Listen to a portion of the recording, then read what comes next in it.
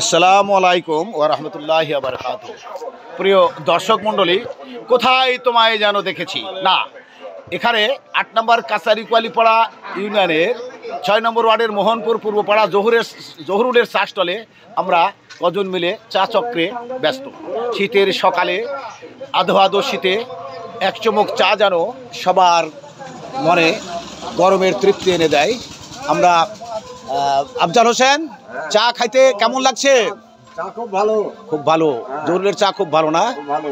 আচ্ছা, তাহলে প্রিয় দর্শক মণ্ডলী, একটু একটু করে আদা দেওয়া চা সকালে খুব ভালো লাগছে। তারপরে হান্নান মামা প্রতিদিন সকালে এখানে চা খেতে আসেন? প্রতিদিন সকালে চা খেতে আসেন।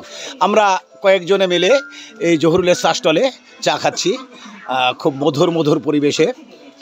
এখন আমাদের আব্দুল খালেক ভাই। হ্যাঁ ভাই। ভাই কেমন আছেন? হ্যাঁ ভালো ভাই।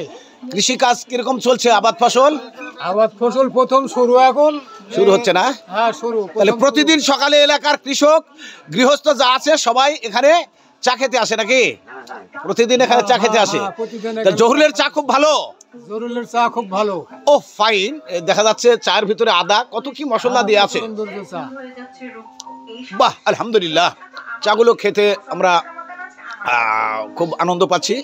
প্রিয় দর্শক মণ্ডলী, সকালবেলা কে না চায় গরম গরম চায়ের কাপে একটু চুমুক দিয়ে শরীরটাকে একটু গরম উষ্ণ করে নিতে।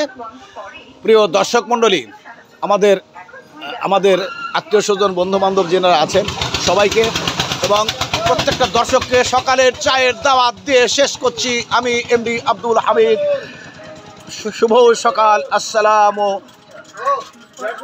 আলাইকুম ওয়া রাহমাতুল্লাহ।